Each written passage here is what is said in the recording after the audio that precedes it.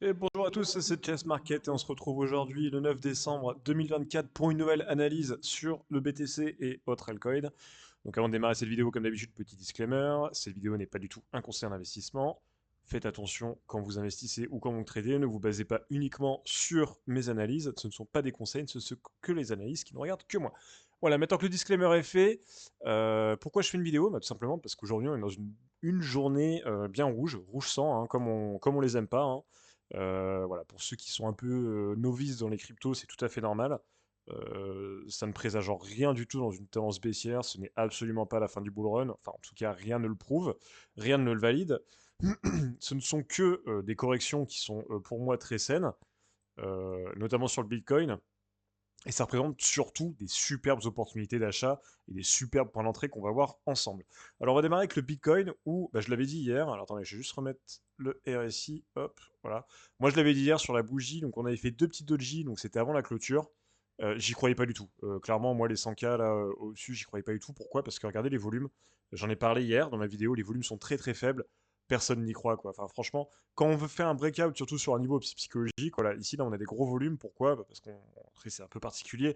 On est quand même parti à la hausse et à la baisse en même temps. Mais quand on vient casser au fait une résistance sans volume, ben voilà ce qui se passe. Hein, c'est tout simplement quasiment un retest de la Tenkan. Alors attention, encore une fois, voir le test, enfin le test, la confirmation surtout de la clôture en daily, hein, la clôture journalière. On va regarder en 4 heures ce que ça nous donne sur le Bitcoin. En 4 heures, on est passé sous la Tenkan et on se rapproche donc de la Kijun. On a un nuage qui est très très peu épais. Attention, attention, on peut revenir chercher les 90K. Donc là, alors attention, on a les prix, on a la Ginspan ici qui vient finalement buter sur le prix. À voir, à voir. Ici, voilà, on a un nuage qui est quand même assez peu épais. On fait des bougies, c'est des patterns qui sont vraiment pas belles du tout. On n'a pas de volume, hein, regardez, donc ça c'est les volumes de ce week-end.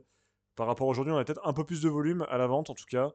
Mais bon, pas de tendance en tout cas qui se dégage de ça. Moi, entre la Tenkan et la Kijun, et surtout quand on s'approche du nuage, c'est clairement pas le meilleur moment pour trader, en tout cas sur Bitcoin.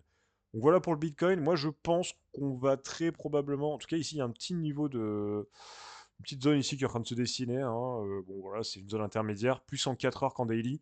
Si on regarde en 4 heures, si on vient la tracer ici, qu'est-ce que ça nous donne en 4 heures?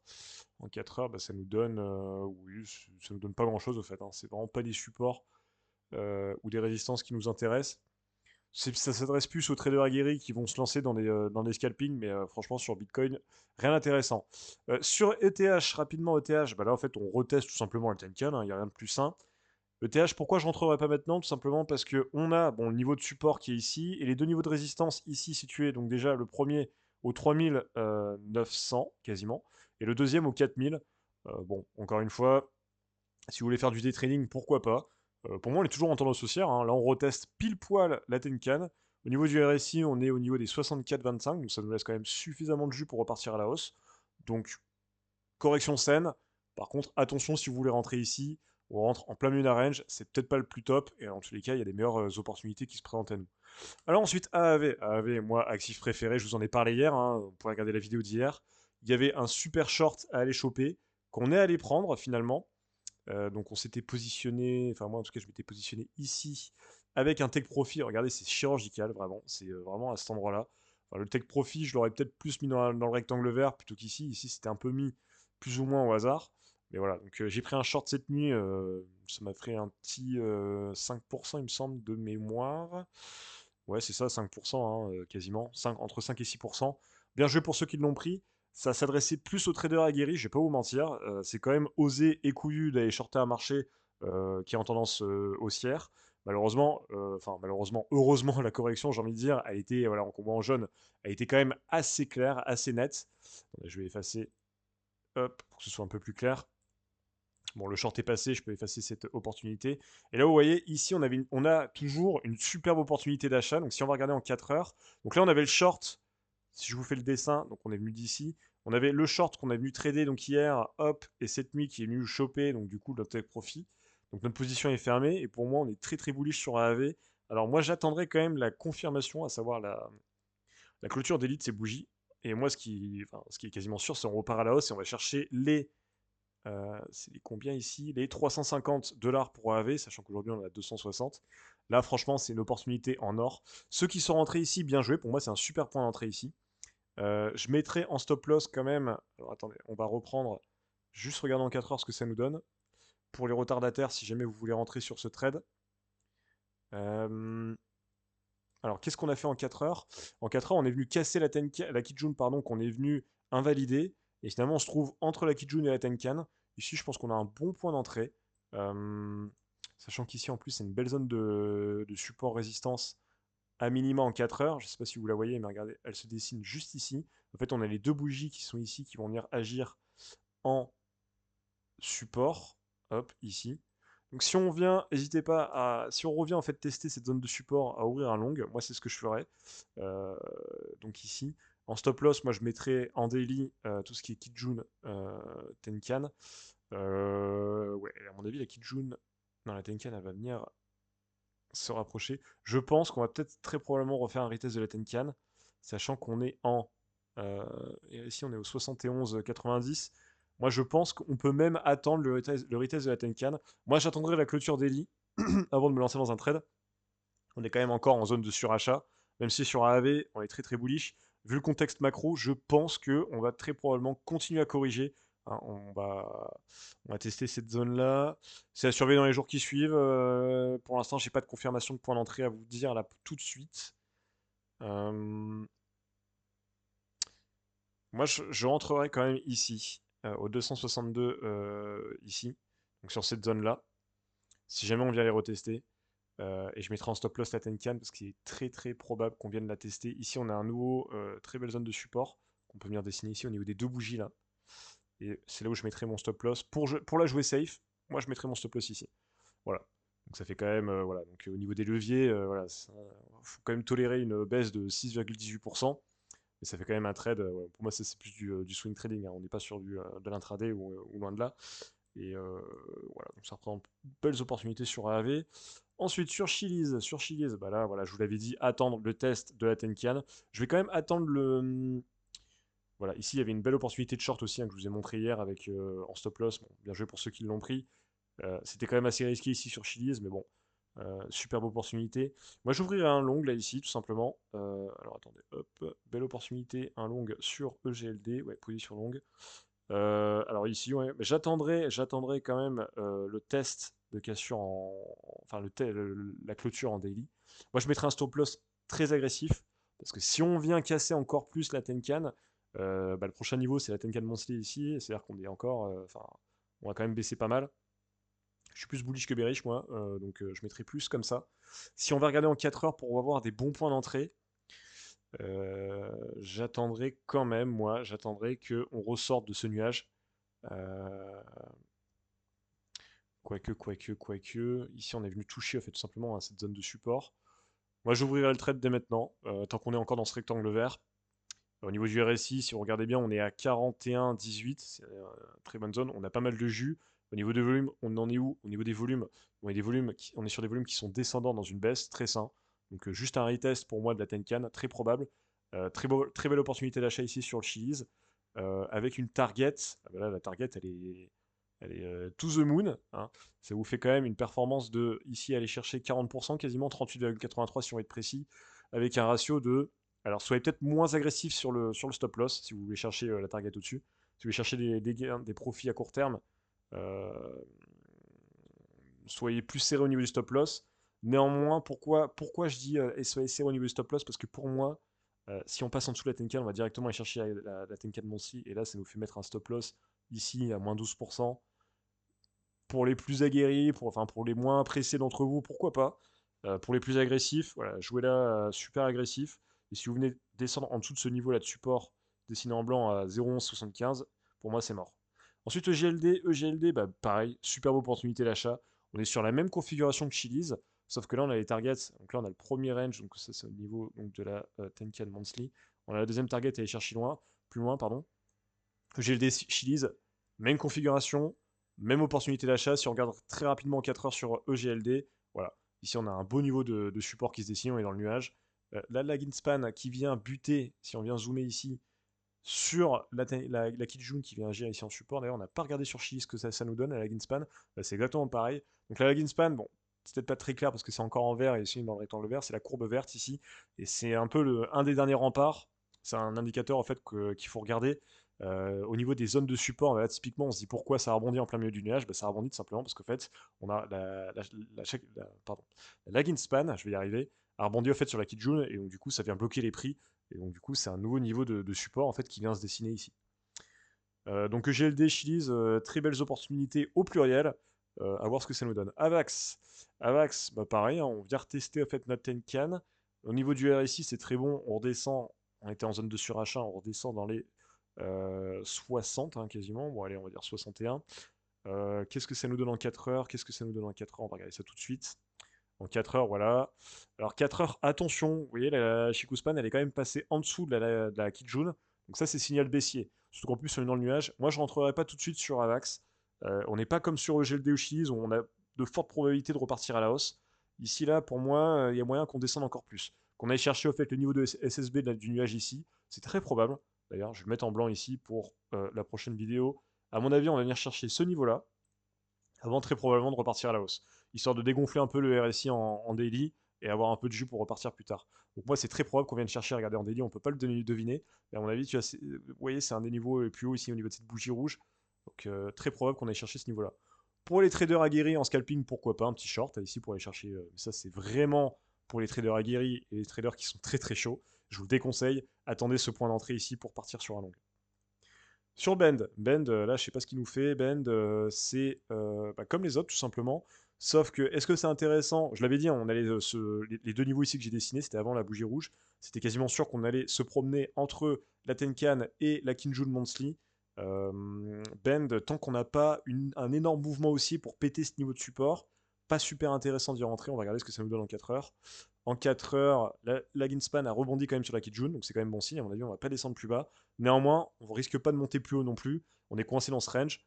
Pour les traders aguerris, encore une fois, donc là je vais supprimer ce short. Hein, d'ailleurs, c'est bien joué pour ceux qui sont rentrés sur ce short. Il y a peut-être moyen qu'on se soit fait sortir au niveau du stop loss, hein, vous me direz. Ouais, on a joué peut-être un peu trop agressif sur Bend. Mais bon, pour moi, il y a un beau long à aller chercher pour les traders qui sont plus en day trading. Ici, belle opportunité pour ceux qui sont motivés. Aller chercher en fait tout simplement le haut du range, donc ici. Et par contre, au niveau du stop loss, il faut la jouer très très serrée. Donc, à savoir le plus bas de la bougie ici, donc c'est même plus bas, hein, celui qu'on a eu de la bougie des enfers, quand le Bitcoin est redescendu au-dessous des 90K. Donc là, ici, on a une belle opportunité de trade pour ceux qui sont vraiment dans le day trading hein, ou l'intraday. On va voir ce que ça va nous donner. Si ça va, à mon avis, ça va remonter, ça va faire quelque chose de pas très beau. C'est pas pour tout de suite, mais je pense qu'on va très probablement venir chercher au fait le haut de ce. Donc là, ça fait un beau trade. Très agressif encore une fois au niveau du stop loss. Moi, c'est comme ça que je trade. Je mets des petites sommes avec des gros leviers pour être plus agressif. Ensuite, Atom. Atom, bah voilà, j'avais dessiné les deux supports hein, dans la vidéo d'hier. Pas étonnant. On est même venu chercher à Tenkan Monster. Regardez, c'est chirurgical. C'est pour ça que j'adore Ishimoku. C'est un peu pour moi la même configuration que Ben, c'est-à-dire qu'en fait on est un peu coincé entre les deux niveaux de range, et là c'est même pire que Ben. Si vous regardez bien, la Shikuspan a tout simplement breaké la Kijun, et à mon avis on va plus se retrouver dans ces deux ranges ici, avec en plus, bah là on a la SSB du nuage qui agit en double support, donc moi pour moi on va plus rester soit dans ce range ici, donc entre le haut, euh, la résistance en haut et la SSB du nuage, et si on vient breaker à la hausse, on va faire un truc vraiment pas beau ici dans le nuage entre en fait bah, la legging span, enfin la Tenkan et la Kijun. Donc c'est vraiment pas le meilleur moyen, enfin le meilleur moment, pardon, je vais y arriver, de rentrer sur Atom, mais à surveiller de très près pour les prochains jours. Solana, Solana, c'est pas beau du tout ce qui nous fait Solana de toute façon hein, depuis un bon bout de temps. On avait dessiné donc ces niveaux de support et de résistance qu'on est venu breaker tout simplement avec cette grosse bougie là daily. Donc attendez toujours hein, la clôture, mais je pense que de toute façon on va pas clôturer plus bas. On avait un super niveau de support. Pour moi, c'est un peu comme sur Atom. C'est marrant, hein, les altcoins se suivent et leur pattern se suivent aussi. On avait un peu une épaule, tête, épaule ici qui se dessinait en daily. Donc une petite baisse après war, c'était un peu normal, j'ai l'impression. Bon, après, vu qu'on était quand même bullish en général, bon, après ça reste du chartisme aussi. Moi je suis pas très fan, vous savez, de ce genre de trading, de ce genre de choses. Mais bon, c'est très sain. Par contre, je pense qu'on va continuer à ranger comme des losers un peu dans ce range. On va regarder en 4 heures, il y a possibilité. On a vu, on a breaké la Chikou Span. Ouais, la Chikou Span est vraiment breakée. Soit on va continuer à trader. Attention, attention, c'est une bonne nouvelle. Vous voyez le nuage ici, on a ce qu'on appelle un swing. En plus, le RSI est très très faible en 4 heures, on est à 34. Donc ça, c'est très très fort probable qu'on vienne péter comme ça, faire un énorme mouvement à la hausse et chercher à la hausse. Soit on va ranger ici, j'y crois pas trop, ça dépend en tout cas ce que nous fait le Bitcoin. Soit on vient breaker à la hausse et là, ça vous permettrait, en plus là on est quand même sur un niveau bas. Pour les traders, encore une fois, très aguerris et agressifs comme moi, pourquoi pas ouvrir une position de longue ici avec en target, bah, tout simplement en fait les plus hauts qu'on est venu chercher ici, hein. Donc à savoir le niveau de SSB du nuage en 4 heures qui est ici, et le stop loss très très agressif pour moi.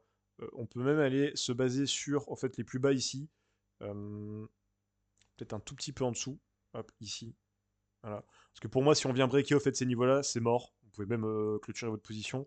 Mais pourquoi pas, à voir ce que ça nous donne dans les jours à suivre. Alors, regardez, là on est en train de breaker plus ou moins à la baisse, donc très risqué. Mais on a quand même une superbe opportunité ici, à voir si on est bullish sur le reste.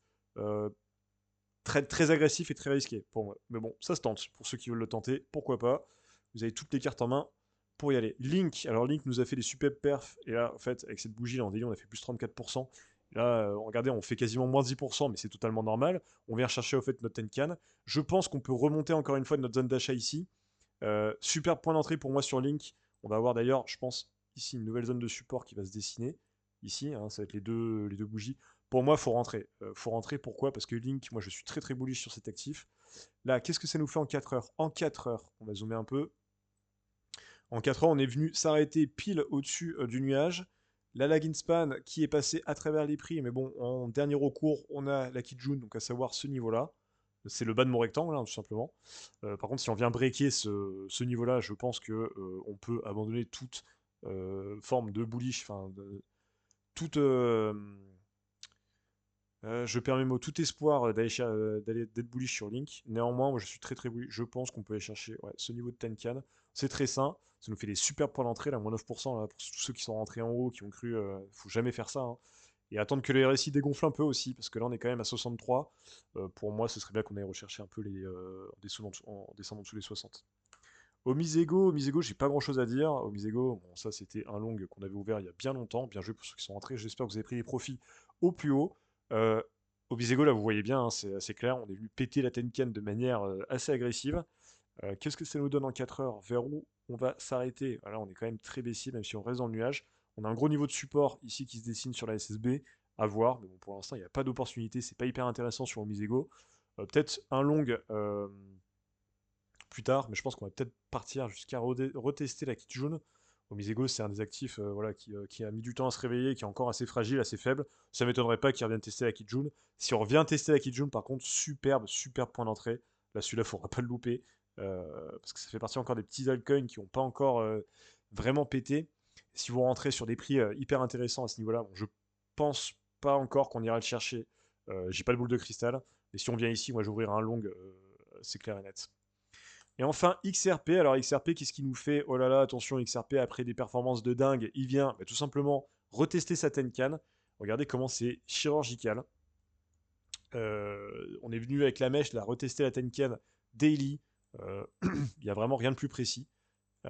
Si on regarde en 4 heures, qu'est-ce que ça nous donne? En 4 heures, attendez, je vais supprimer ça parce qu'on n'y voit plus rien. Les opportunités d'achat aussi ici, pour moi c'est terminé pour le moment. Hop, on peut supprimer ça. Alors attendez, j'ai supprimé Ishimoku, ça c'est pas bon du tout. On va quand même garder Ishimoku. Par contre, les petites droites de point d'entrée, c'est pas fait pour nous. Hop. Et donc du coup, qu'est-ce qu'on a en 4 heures? Ce qu'on a en 4 heures, c'est tout simplement une latéralisation pardon, plutôt saine, hein. On vient finalement jongler entre la Tenkan et la Kijun. Là on est dans le nuage, ça bougera pas trop, ça bouge pas trop d'ailleurs. Au niveau des RSI en 4 heures, c'est bien, on a bien dégonflé, on est en dessous des 50, c'est parfait, c'est ce qu'on voulait voir. En daily, on est combien au niveau du RSI? On rentre à peine en dessous de la barre des 70. Faut qu'on dégonfle un peu avant de repartir fortement à la hausse. Moi, ce que je vois pardon, se dessiner sur le XRP, c'est un triangle de compression euh, comme ça. Alors, vous le savez, j'aime pas du tout ce genre de choses, mais bon, comme on sait pas où est-ce qu'on va sur le XRP, bah, c'est un peu les seuls moyens, entre guillemets, de. Attends, le triangle, on va plus le faire comme ça. De se référer. Mais bon, pour l'instant, pas de point d'entrée qui se dessine sur XRP, mais on reste très très bullish, hein. Moi, je pense qu'on peut très facilement repartir à la hausse et faire des gains incroyables encore une fois sur XRP. On a quand même des volumes qui descendent dans une latéralisation. Ça me paraît tout à fait logique et sain.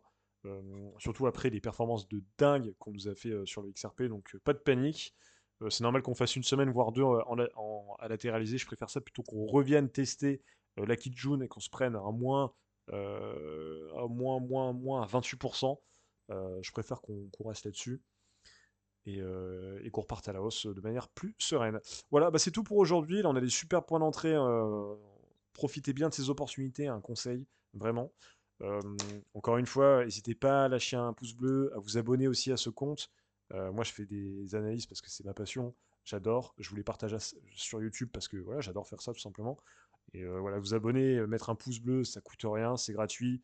Et ça vous permettra aussi, la prochaine fois que je sors une vidéo avec des superbes opportunités de trade, bah, tout simplement de pouvoir sauter dessus et d'être au courant tout de suite, plutôt que de regarder la vidéo faite 24 heures après et finalement de louper des superbes opportunités.